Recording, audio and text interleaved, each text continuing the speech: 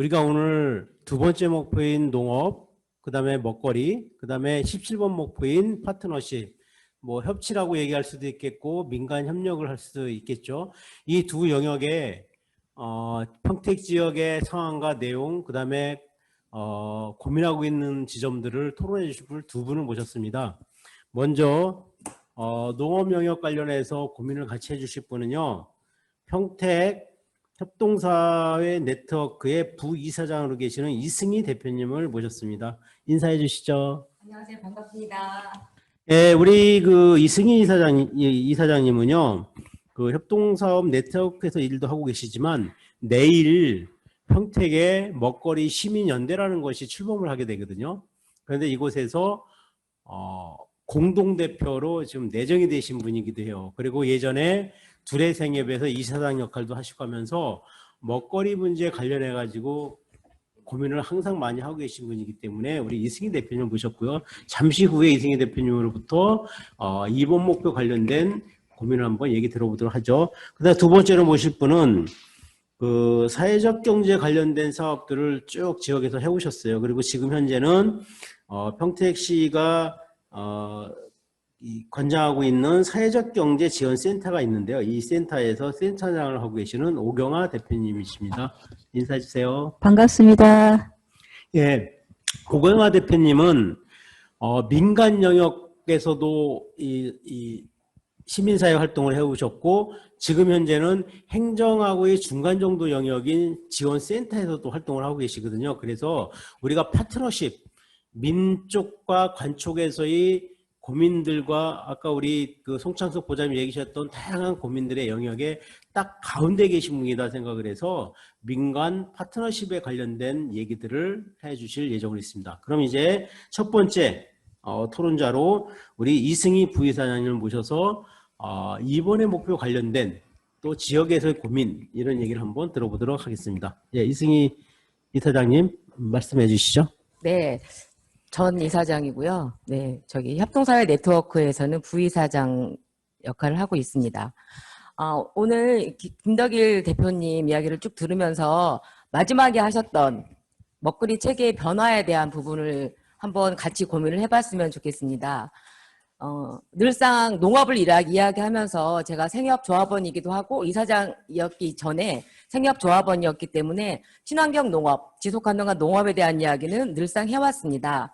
그런데 평택에서 친환경 농사를 짓는 분들의 숫자가 적죠. 많이 적다라고 알고 있습니다. 특히 하우스 농업을 하시는 분들은 그나마 조금 숫자는 있는데 노지에서 농사 짓는 농업인들 중에는 친환경으로 농사 짓는 분들이 많지 않다라고 들었는데 그럼에도 불구하고 친환경은 지속 가능성을 담보할 수 있기 때문에 환경을 보존할 수 있기 때문에 그리고 미래 세대를 건강하게 미래 세대가 생활할 수 있게 토대를 마련해 주는 것이기 때문에 꼭 해야 된다고 생각을 하는데 이것을 어떻게 실천할 수 있는지 이거는 시민들과 같이 한번 노력을 해봐야 된다라고 생각을 하고요. 그리고 지금 현재 로컬푸드 지원센터가 생겼고 그리고 로컬푸드 재단이 아직 출범식 정식으로 하지는 못했는데 이사장님과 이사님들이 선출이 되었습니다.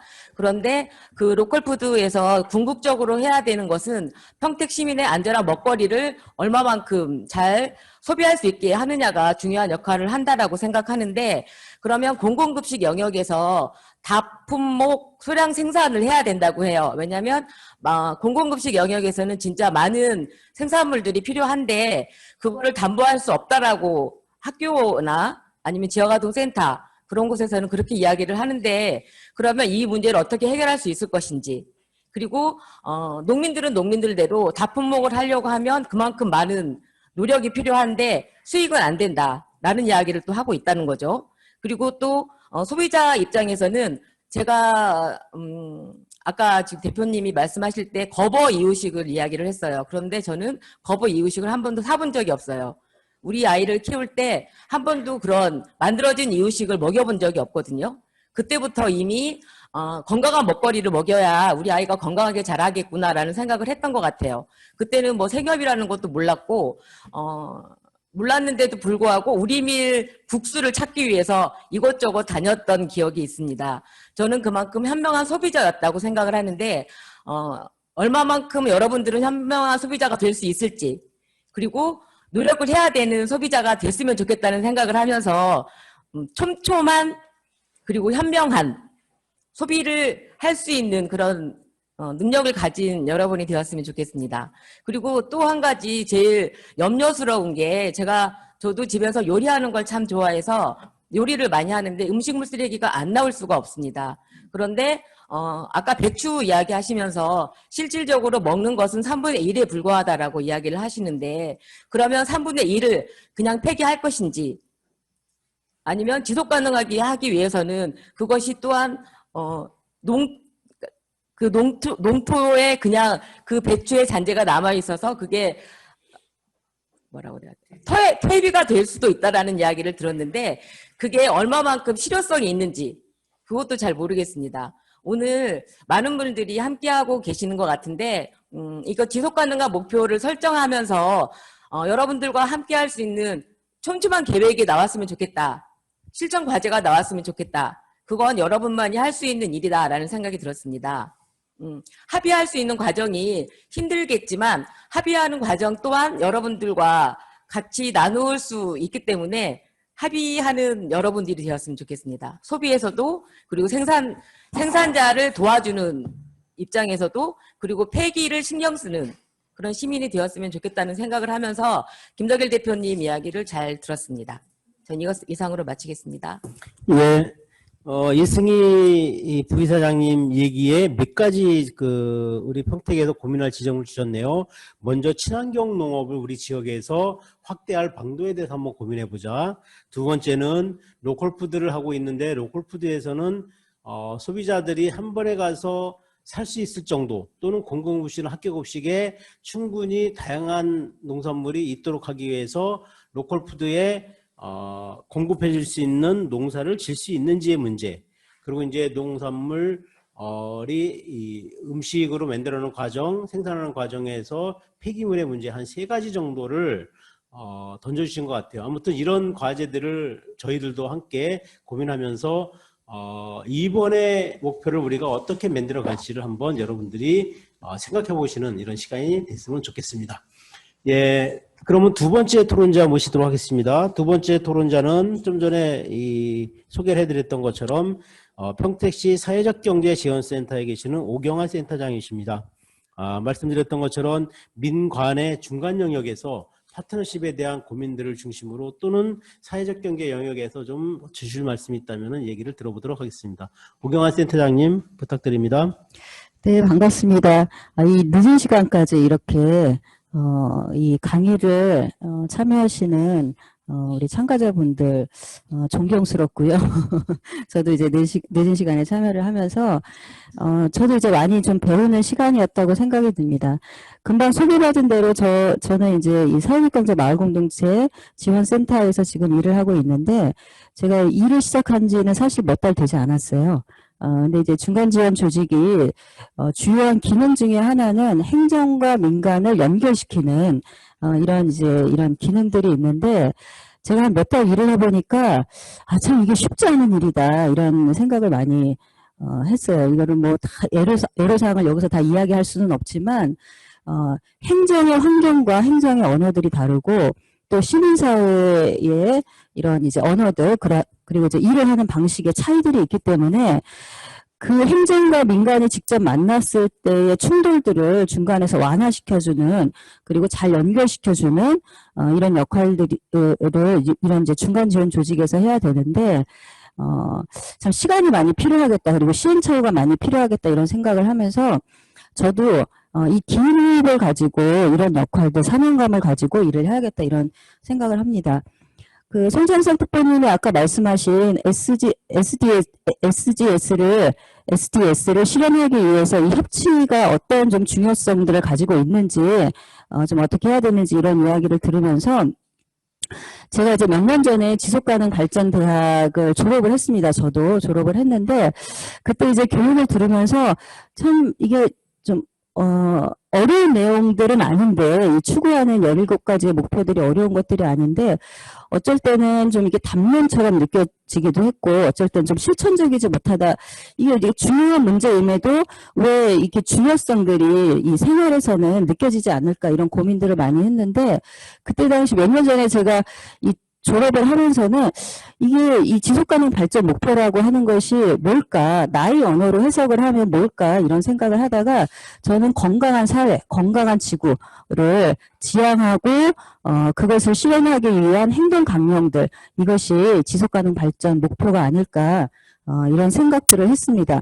그래서 건강한 사회, 건강한 지구를 만들기 위해서는 건강한 경제 활동들이 선행이 되어야 되는데, 사회적 경제가 바로 이 마을 공동체나 사회적 경제가 그런 역할들을 담당을 한다고 생각을 하고, 저 이제 지역에서 일을 하고 있는데, 잠깐 이제 사회적 경제와 관련해서 주제가 조금 벗어난 것 같지만 2008년에 전 세계적으로 금융위기가 오면서 이 새로운 대안으로 이 주목을 받은 게 바로 이제 협동조합이었거든요. 그래서 유엔에서 2012년에 협동조합회를 지정을 하고 좀 이 시장경제가 가지고 있는 여러 가지 부작용과 문제점의 새로운 대안으로 이 협동조합과 사회적 경제가 주목을 받고 트렌드처럼 전 세계적으로 이렇게 확산이 되기도 했고, 우리나라에서는 2012년에 그래서 협동조합 기본법이 제정이 되기도 했습니다.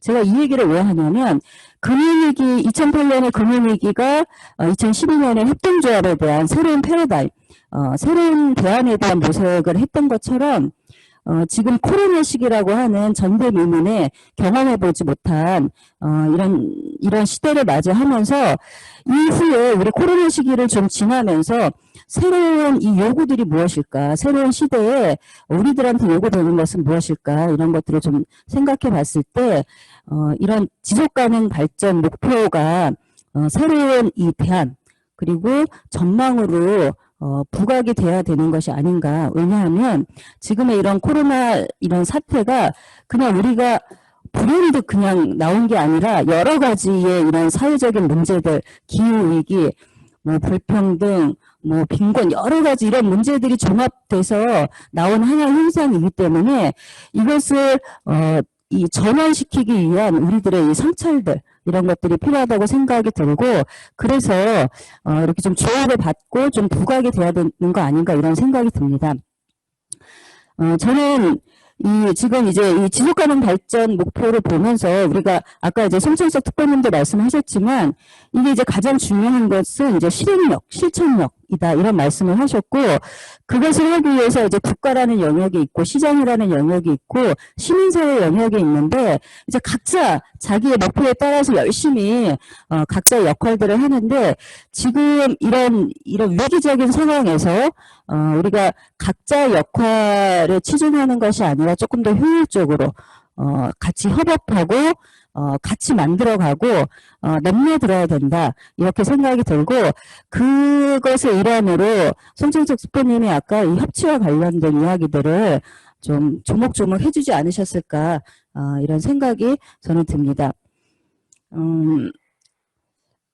각자의 영역을 넘어서 우리가 행정과 민간과 또 더 확대돼서는 이런 시장이 같이 협업하고 연대할 수 있는 이런 토대들을 만들어야 되는데, 저는 가장 우선적으로 시민 참여를 어떻게 만들어낼 것인가, 이것이 중요하다고 생각이 들고, 저도 행정과 민간을 연결시키는 중간지원조직에서 지금 일을 하면서도 그냥 이 교량자적인 이런 기능과 역할이 아니라 그 안에 더 숨겨져 있는 역할로는 이 새로운 시민들을 등장시키고, 그리고 이들이 이 참여를 통해서 시민력들을 강화하고, 그리고 이런 시민들을 연결시켜주는 이런 역할들이 또 요구되고 있고, 중간지원 조직이 그런 역할들을 담당해야 되는 이런 요구들을 받고 있다, 이런 생각이 듭니다. 그건 뭐 지속가능 협의에도 마찬가지 역할들이 요구될 거라고 생각이 들어요.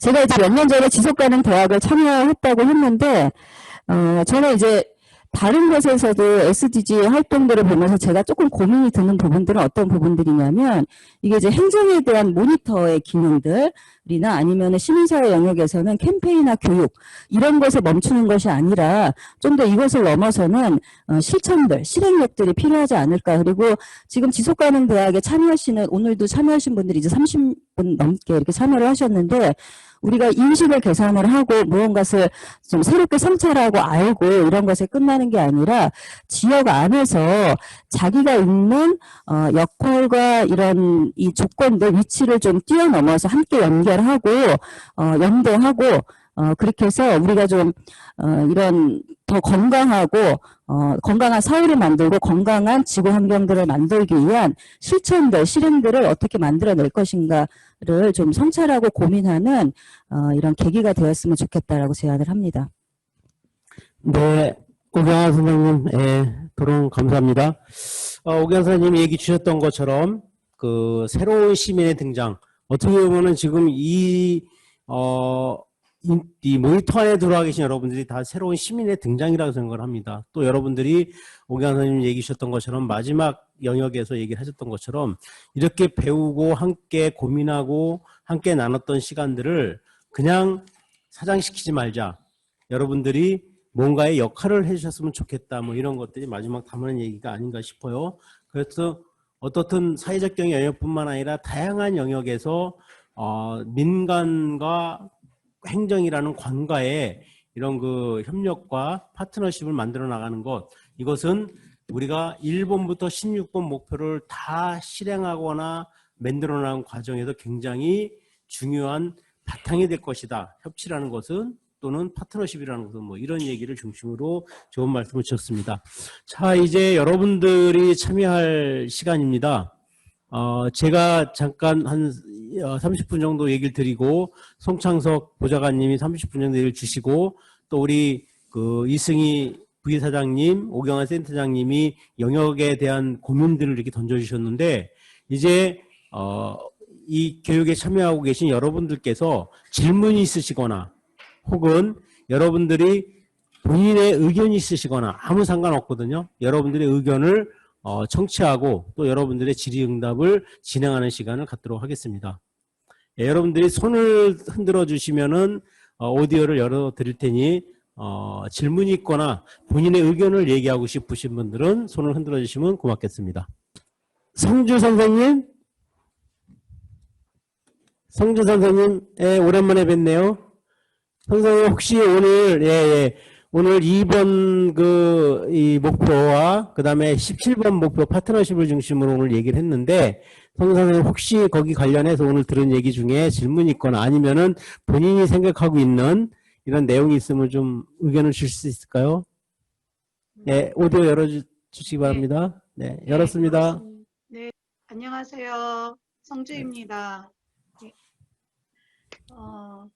제가 지금 좀 드리고 싶은 말은 그 지속 가능 발전 협의가 이 지속 가능 대학을 심도 있게 계속 업그레이드하고 계속 발전이 되면서 이 부분에서 저희가 협치가 될 수 있는 부분은 평택시가 조금 좀 더 노력을 해서 저희 평택시도 협치가 있다고 알고 있거든요. 그리고 거기 또 위원님들이 계시고 이렇게 소통을 하다 보면 조금 더 프랙티스 될 수 있는 적용해서 프레젠테이션이 될 수 있는 이런 부분의 적용력이 지금 지속 가능 발전 협의회에서도 저희가 이렇게 공부에만 그치지 말고 좀 전에 말씀하신 그 생협 회장님들이나 이런 말씀하신 게 쓰레기 는 것부터 저희가 계몽운동에 참여를 했으면 좋겠다는,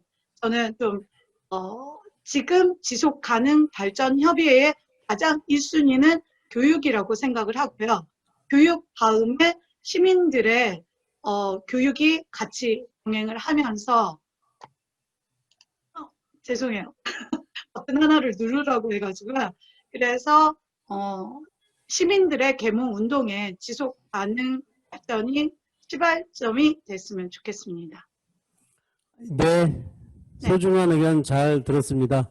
지금 말씀 주셨던 것처럼 우리 그 지속가능발전 협의회가 올해 그 예전에 환경국으로부터 같이 고민을 해왔다면 이제는 부시장 직속으로 있는 미래전략관 소속으로 이제 우리 지속가능발전협의회의 소관 부서가 바뀌었어요.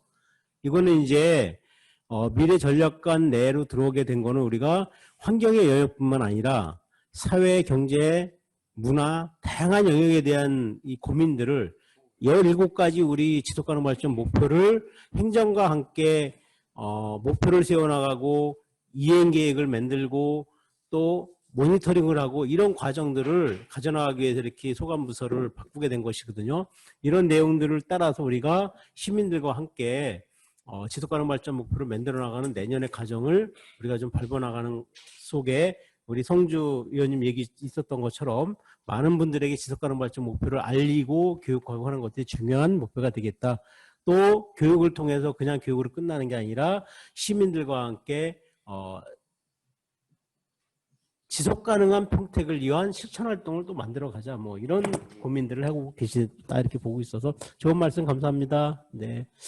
혹시 또 다른 우리 오늘 강의에 참여해주신 분들 중에 좀 얘기를 나눌 분 있으실까요?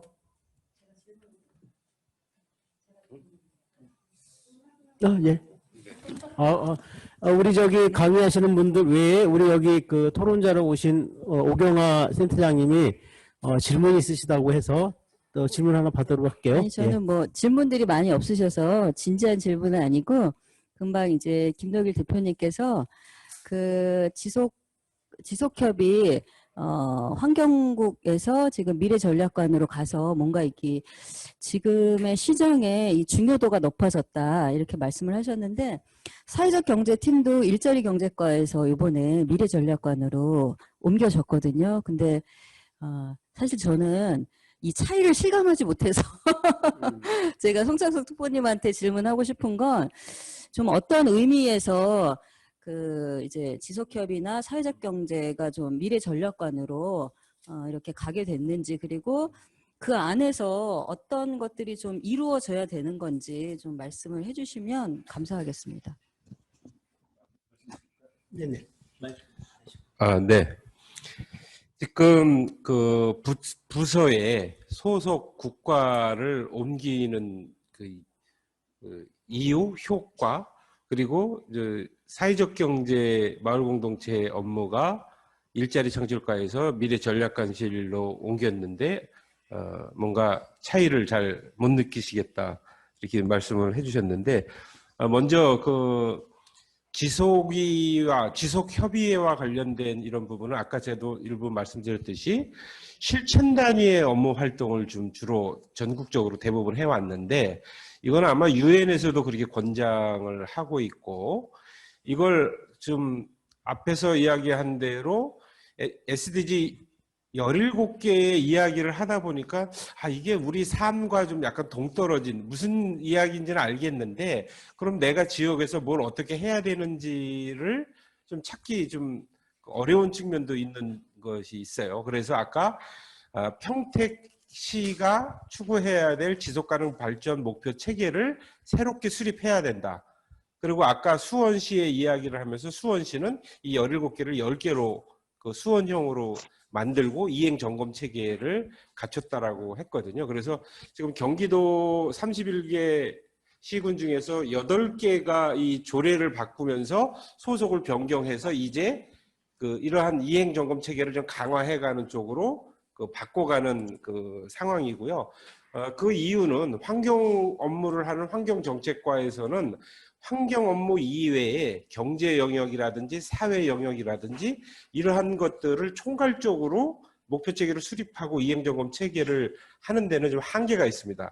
그래서 기획 총괄부서로 주로 기획부서로 옮기도록 권장을 하고 있는 거고 평택도 그래서 부시장 소속의 미래전략관실로 이 업무를 옮기면서 그러한 절차를 이행하려고 지금 준비 중에 있는 거고요. 그래서 이러한 것은 뭐 보여지는 갈등은 뻔합니다. 공무원들은 목표체계 수립하기 싫어합니다. 왜냐하면 그것이 압박으로 다가오기 때문에 만약에 예를 들어서 2번 목표 지금 오늘 했는데 그럼 음식물 쓰레기를 지금 몇 톤 생산인데 목표를 세우는 거예요. 음식물 쓰레기 처리를 지금 1일 150톤?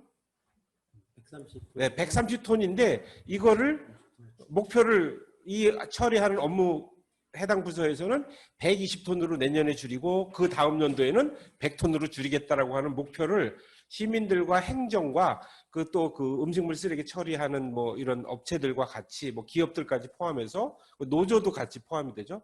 그러고 나서 합의를 하는 겁니다. 그러면은 이제 1년이 지나는 마지막 시점에는 이게 130톤을 110톤으로 줄이기로 했는데 이행이 됐는지 안 됐는지 이거를 시민들과 같이 지속가능위원회가 평가를 하는 거죠. 매년. 그래서 그것이 너무 목표를 높게 잡았다고 하면 낮추는 조정도 할 필요가 있는 거고.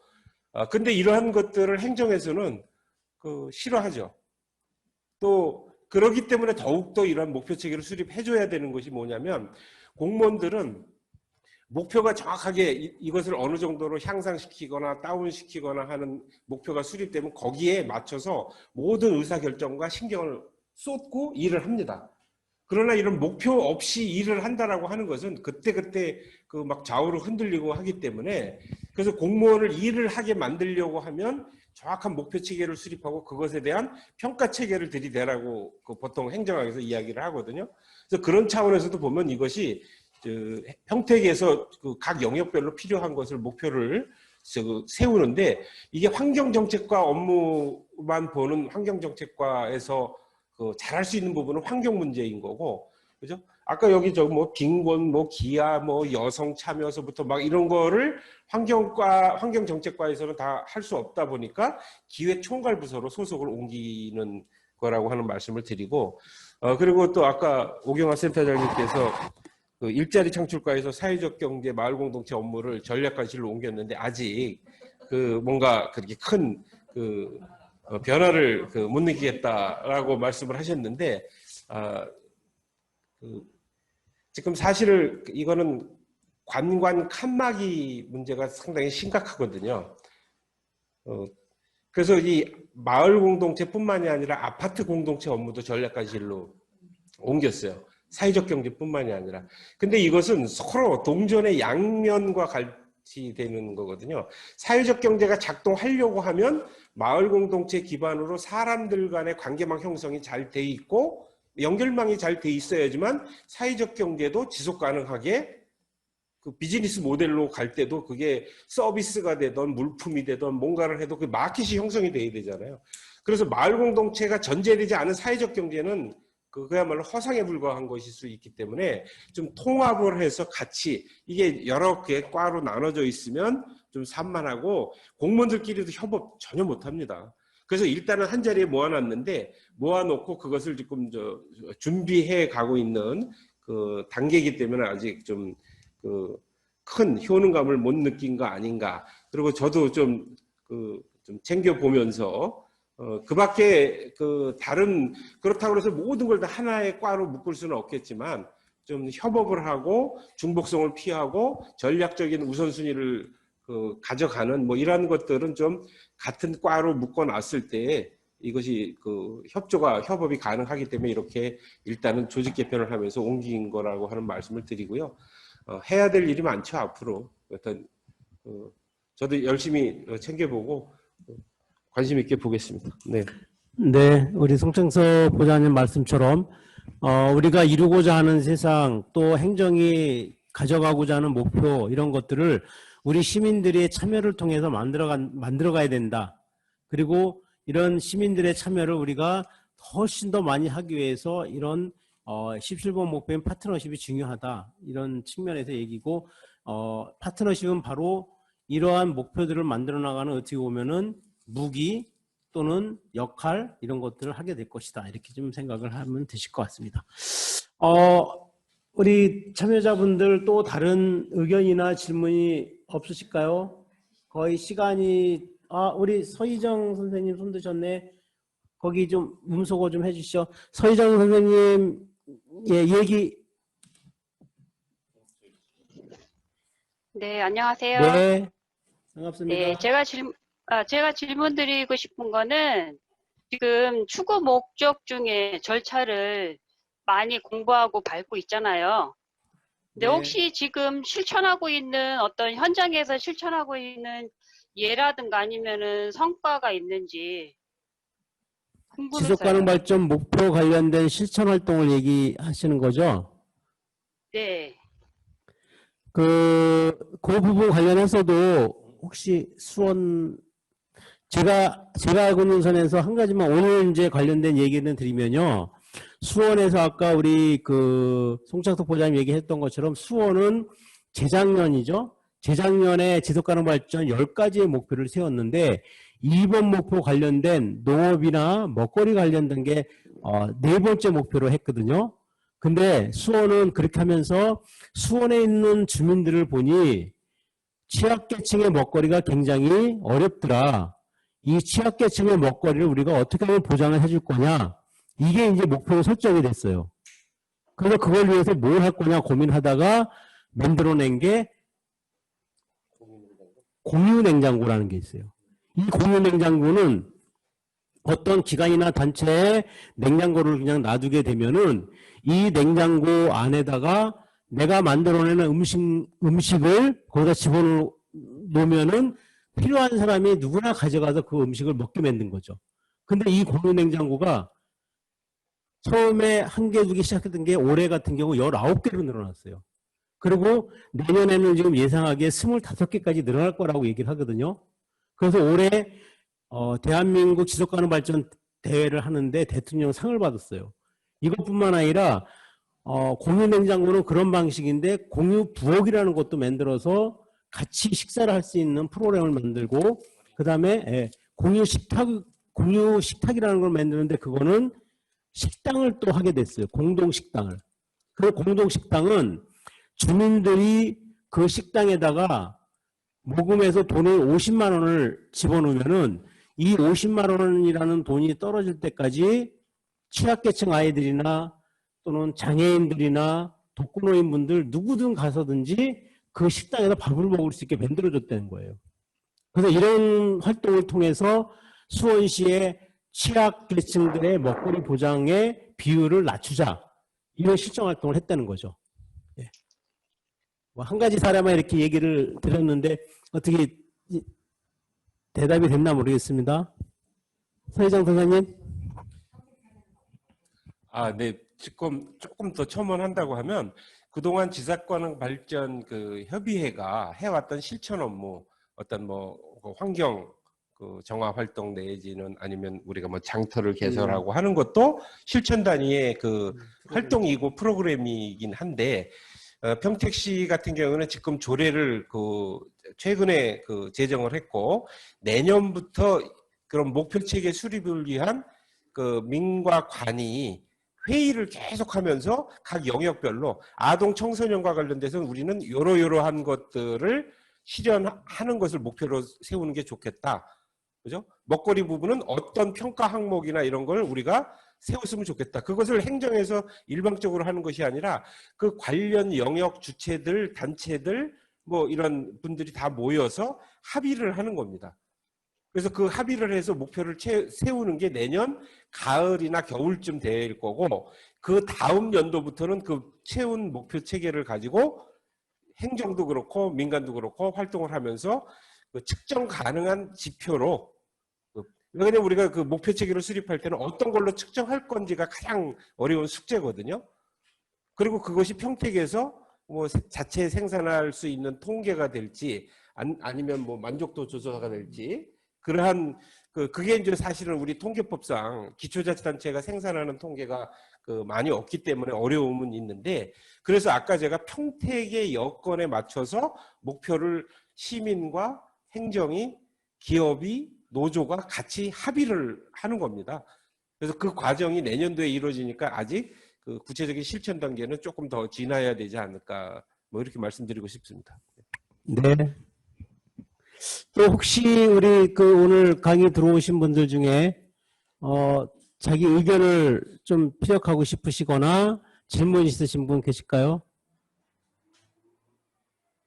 네, 오늘 교육은 정말 많은 분들이 열성적으로 함께 동의를 해주시고 참여해 주셔서 잘 진행이 된 것 같습니다.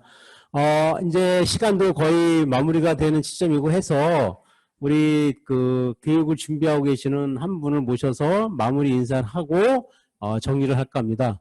여러분도 잘 아시는 것처럼 우리 학장님 밑에서 교무과장처럼 일을 하고 계시죠. 우리 이흥연 평택대학교 교수님이 폰으로 들어와 계시는데 인사말 하시면서 정리하도록 하겠습니다. 예, 이흥연 교수님 얘기해 주시죠. 오늘 두 번째 강의는 2번과 관련된 먹거리, 그다음에 지속가능한 농업에 대한 주제였었고요. 그다음에 두 번째는 협력과 관련된 파트너십과 관련된 이야기였죠. 그래서 이제 처음에 고민했을 때 결국은 이 지속가능한 농업이라는 것이 생산자가 있고 소비자가 있는 것이죠. 그러다 보니까 지속가능 발전 목표 12번하고도 관련이 있습니다. 여러분들이 이 수업을 들으시면서 고민하셔야 할 것은 일단은 어떠한 목표를 주제로 해서 강의가 열렸는가를 갖다 고민해 보시는 것이고요. 그 다음에 각 영역에서 고민할 수 있는 이슈들을 조금 도출을 할 수가 있는 것이죠.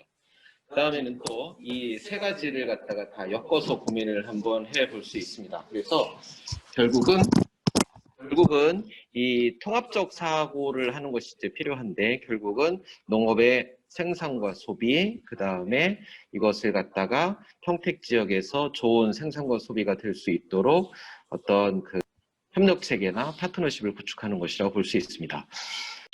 오늘 주제는 또 사회적인 측면에서의 그 먹거리, 그 다음에 농업이었고요. 그 다음에 두 번째 그 생산과 소비와 관련된 이야기이기도 합니다. 그 다음에 17번 목표, 협력적 파트너십에 대한 이야기를 했는데 결국은 통합적 사고라는 것은 이 세 가지를 엮어서 이슈를 만들어내고 그 다음에 해결책을 제시할 수 있을 것입니다. 어쨌든 제가 초반에는 좀 참여를 못했고요. 늦게 나와서 정리를 좀 했고요. 두 번째 강의는 이렇게 마무리 짓도록 하겠습니다. 오늘 발표해 주시고 토론에 참여하신 분들, 그 다음에 또 수업에 참여하신 분들 대단히 고생 많으셨고요. 그 다음에 3강에서는 우리가 건강과 복지, 그 다음에 또 4강인가요? 다음 주에 그렇게 하고 그 다음에 이런 실천적인 일들에 대한 국내외 사례들을 갖다가 점검해보는 그런 시간을 갖도록 하겠습니다. 대단히 수고들 많으셨습니다. 네, 수고하셨습니다.